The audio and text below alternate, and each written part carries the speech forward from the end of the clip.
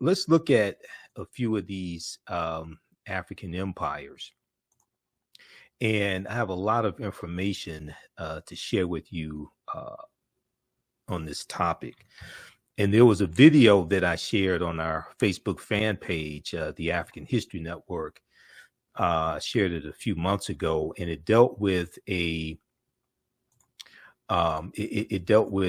European scientist who realized that the ancient Egyptians and ancient Nubians were Black Africans. Okay, well, I'll show you that clip also. All right, so we have the information and thread of our broadcast, also the register for the 12-week online course that I teach. So the first African empire that we'll look at that Europeans tried to claim as their own is the empire of ancient Nubia, okay? And also you'll hear referred to as Ta Seti or Ta-Nehesi. When we look at, ancient Nubia existed from 4500 BC to 500 AD, 4500 BCE, before the Common Era, or BC, before Christ, to 500 AD, or Common Era.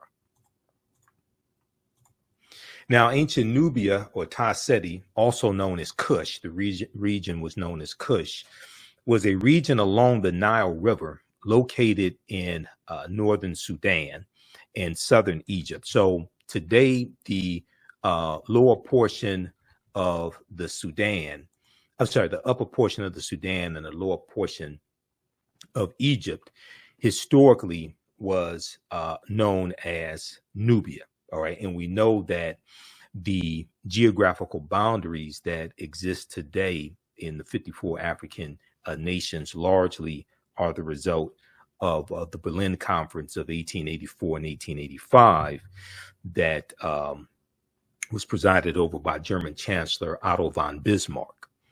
And these 14 European nations are going to carve Africa up into colonies, and they draw the geographical boundaries around the areas that had the natural resources and the mineral wealth that the respective European nations wanted.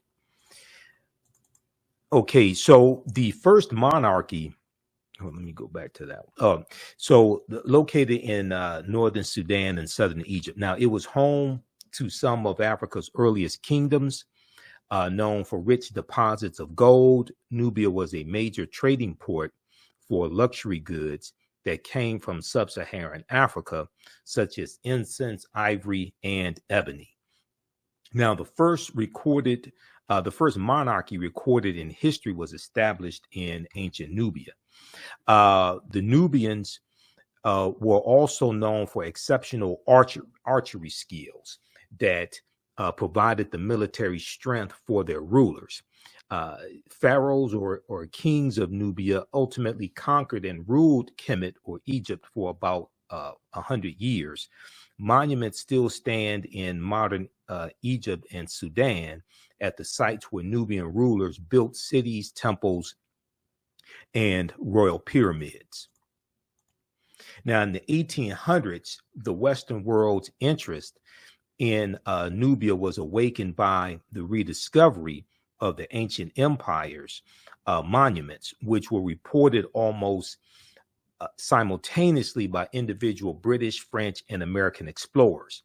Now, many of these European explorers found it difficult to credit indigenous Africans for building such a civilization. So so what we see here is the same thing that they did with Egypt. They tried to say that, oh, well, these were brown-skinned Caucasians, or these were Semitic people, or these were reddish-skinned Caucasians, anything except Black Africans, because they don't want to have to admit that it was Black Africans who built these ancient civilizations that Europeans tried to claim as their own, but is also Black Africans that you have enslaved in the United States, in these various European countries also, when you talk about Great Britain, France, Portugal, etc. So they don't want to have to come out and admit. It's like, well, wait a second. You have these African people enslaved, all right, but you don't want to give credit to the civilizations that people built. And we know that African people did not stay stagnant, did not stay stationary. So we migrated, and some of the migration was voluntary. Some of the migration was forced, okay, because of invasions.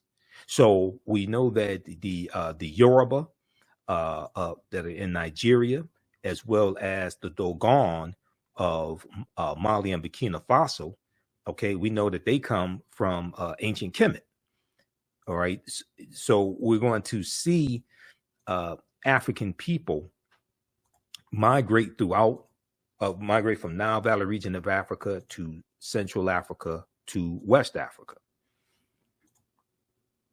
All right, so many of them found it difficult to credit indigenous Africans for building such a civilization. We see the same thing with Zimbabwe as well. And then we also see, when we look at the Moors, the African Moors, we see Europeans try to claim that, oh, all the Moors were Europeans. All right, now this video here,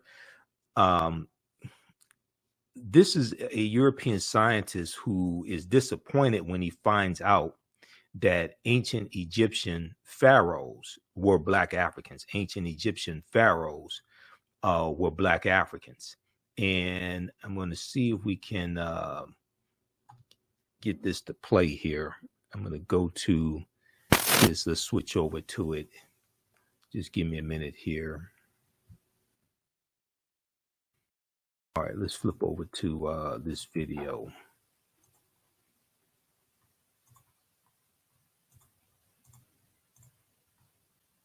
All right, let's.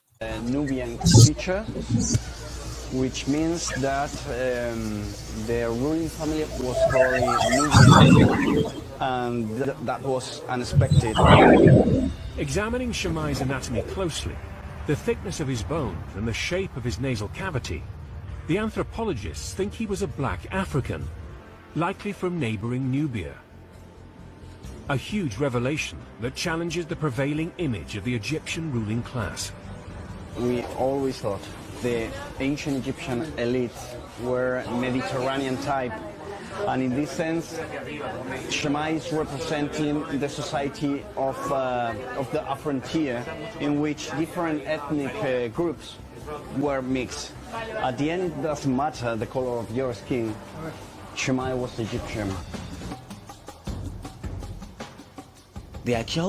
Okay, so I want to start that from the beginning. So just a second here. Let me refresh that. So he said at the end, it doesn't matter the color of your skin. He was Egyptian, but he doesn't want to say who the ancient Egyptians were. Surprise for Alejandro. Shammai's ethnicity. Well, they have just told me that Shammai had a Nubian feature, which means that the ruling family was probably Nubian, and that was unexpected. Examining Shammai's anatomy closely, the thickness of his bones and the shape of his nasal cavity, the anthropologists think he was a Black African, likely from neighboring Nubia. A huge revelation that challenges the prevailing image of the Egyptian ruling class. We always thought the ancient Egyptian elite were Mediterranean type, and in this sense, Shammai is representing the society of the frontier, in which different ethnic groups were mixed. At the end, it doesn't matter the color of your skin. Shammai was Egyptian. Okay, so why would you think that the ruling class in ancient Egypt, ancient Kemet, was Mediterranean? See, they said they were shocked. They were stunned. They were stunned that he's Black African. Really? These are the type of games that they play. Okay, these are the type of games that they play, and then they're so shocked. Oh my God, these are Negroes. Oh my God, you mean like the Negroes that we enslaved and told the world were inferior? right? And it never contributed anything to world civilization, never built societies, etc. We made it illegal for them to learn to read and write when they gave reading and writing and literature to world civilization. They created world civilization. Oh my God. We can't let the world know this. Okay. All right. Now, during the 1840s, German Egyptologist Carl Richard Lepsius, who lived from 1810 to 1884, asserted confidently that the Greek term Ethiopian, when referring to the ancient civilized people of Kush, did not apply to Negroes, but was used to describe reddish-skinned people closely related to the Egyptians who belonged to the Caucasian race.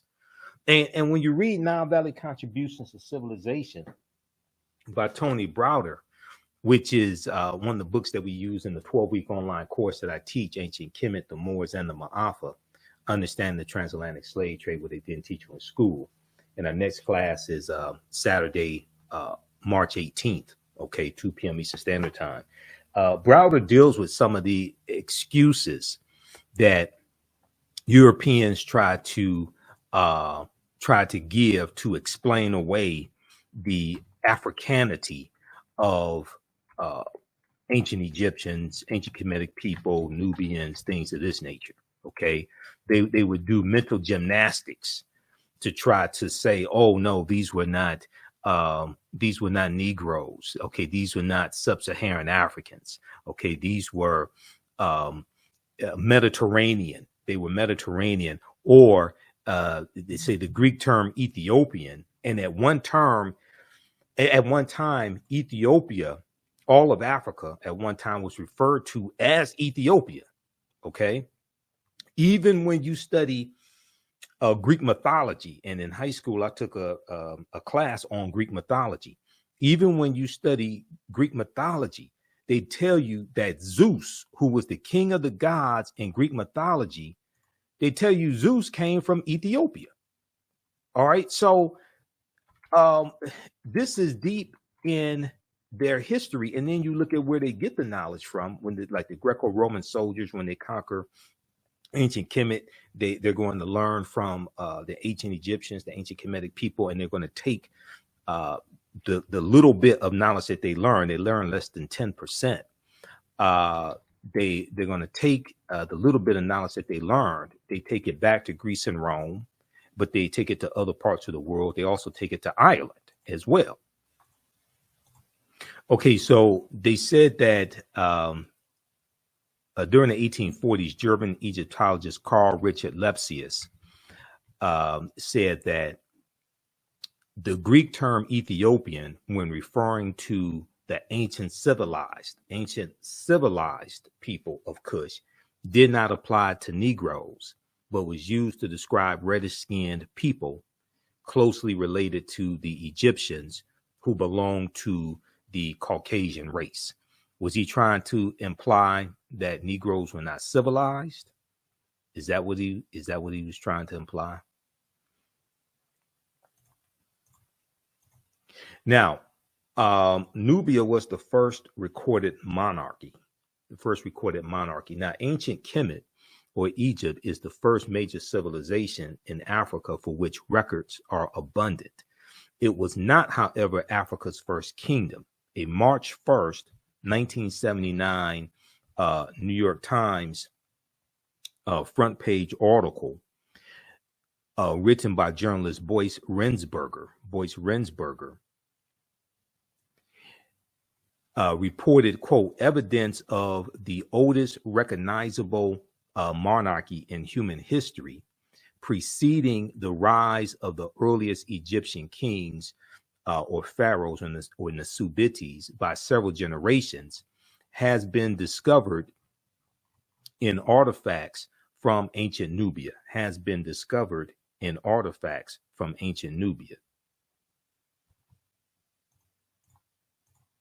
Now, the artifacts, including hundreds of fragments of pottery, stone vessels, and ceremonial objects, such as incense burners were initially recovered from Custul, Qustul, cemetery by Keith C. Seal, Seele, a professor at the University of Chicago. Okay, now what is a monarchy? What is a monarchy? Right, now a monarchy is a political system based upon the undivided sovereignty or rule of a single person. So like a king, could be a queen as well. All right. The term applies to states in which supreme authority is vested in the monarch, and who is an individual ruler who functions as the head of state.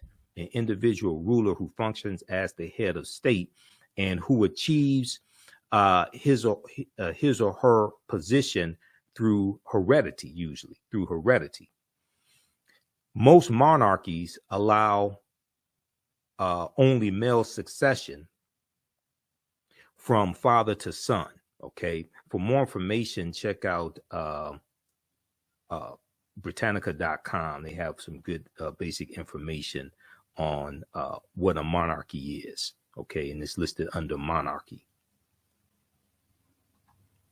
Now, ancient Nubian artifacts yield evidence of earliest monarchy. This was a March 1st, 1979 New York Times article. Okay. And in the article, it says, evidence of the oldest recognizable monarchy in human history, preceding the rise of the earliest Egyptian kings by several generations, has been discovered in artifacts from ancient Nubia in Africa.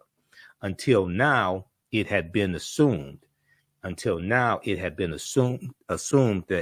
at the time, the ancient Nubian culture, which existed in what is now northern Sudan and southern Egypt, had not advanced beyond a collection of scattered tribal clans and chiefdoms. The existence of rule by kings indicates a more advanced form of political organization. Okay, indicates a more advanced form of political organization in which many chiefdoms are united under a powerful and wealthier ruler. The discovery is expected to stimulate a new appraisal of the origins of civilization in Africa, raising the question of to what extent later Egyptian culture may have derived its advanced political structure from the Nubians. The various symbols of Nubian royalty that have been found are the same as those associated in latter times with Nasubites or pharaohs or Egyptian kings. So Nubia or Ta-Nehesi is the mother. Okay, Nubia or Ta-Nehesi is the mother, and the grandmother of ancient Kemet is Abyssinia or Ethiopia. All right, so all those civilizations are connected. You're dealing with Nile Valley region civilization. All right, give us a thumbs up, give us a heart, give us a like on this broadcast.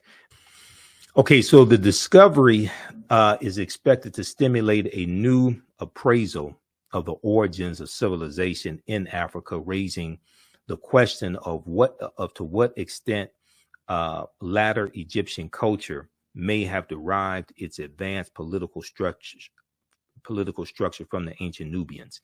The various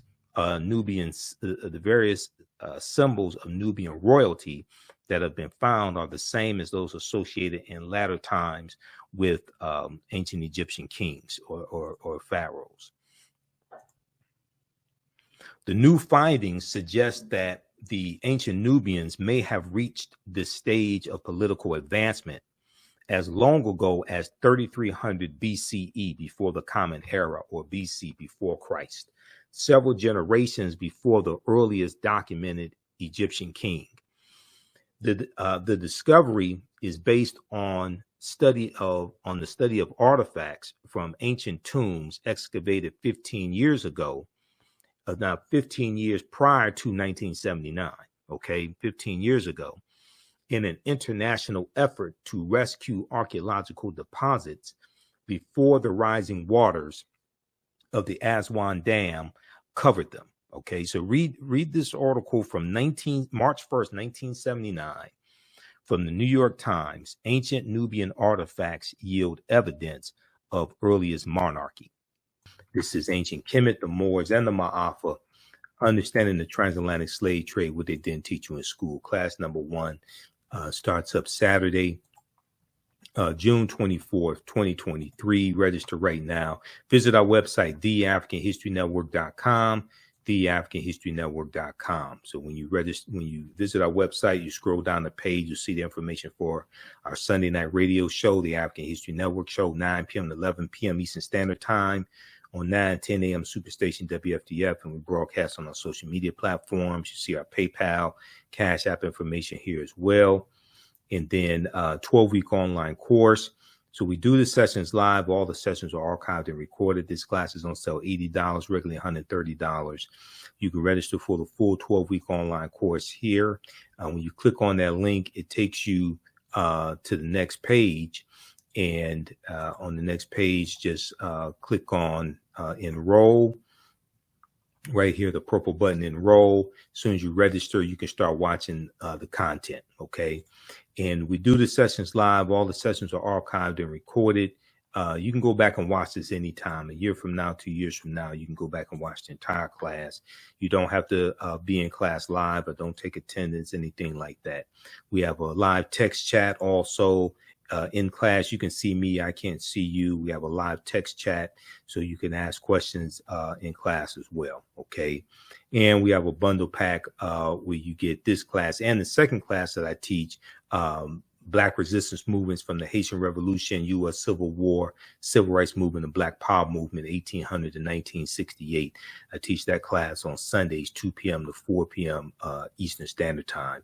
And that class, we deal with so much history. We deal with that crucial period of time leading up to the Civil War, and after slavery ends, in the Reconstruction era, Jim Crow era, Great Migration, World War I, World War II, Civil Rights Movement, Black Power Movement, to understand what happened to us after slavery ended, what were the laws and policies put in place to put us where we are, to bring us to where we are today, to understand where we need to go from here.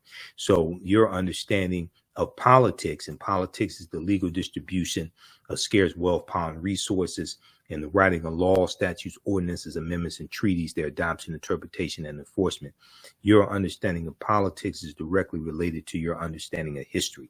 So the more you understand history, the better you understand politics, the better we understand how all these policies impact us and how to engage in politics. And this is why you hear me say we have to stop telling African Americans to exercise your right to vote. You don't vote for exercise. If you want to exercise, you go to the gym and work out. You vote for power. Politics is the legal distribution of scarce wealth, power, and resources, and the writing of laws, statutes, ordinances, amendments, and treaties, their adoption, interpretation, and enforcement. So we have to understand history, economics, law, and politics to be able to put together agendas, to be able to organize and force our agenda and get policies put in place that are beneficial to African Americans, and what's good for African Americans are good for America in general. All right, so visit our website, theafricanhistorynetwork.com. You can register for this class. Class number 1 is Saturday, June 24th. Class number 2 is Saturday, July 1st. Class number 3 is Saturday, July 8th. And this is 2 p.m. to 4 p.m. Eastern Standard Time. We have the link for the class in the thread of the broadcast. You can register right now. We have bonus content already uploaded that you can start watching, and you'll also get 5 of my lectures free included with the registration of this course. They will be in the video library, so you can stream 5 of my lectures also. If you want to support the African History Network, and if you also if you want to pay through Cash App, you can do so right through our website. Right on the homepage of our website, our Cash App information is there. $ the AHN show through Cash App, or through PayPal, paypal.me/the AHN show. And this is our Cash App account, and we have the link on the homepage of our website because there's some fake African History Network Cash App accounts out there, and I'm still trying to get them shut down. So when you scroll down our website, we have our Cash App information. Click right here, and it takes you to our Cash App link. It's $, the AHN show, SHOW. And when you go to it, it will say Michael also. So we have that there, and our PayPal information is here as well. PayPal.me/the AHN show. All right. So we'll hope to see you in class this Saturday. Remember, right knowledge corrects wrong behavior. It's not over till we win. Wakanda forever. And we'll talk to you next time. Peace.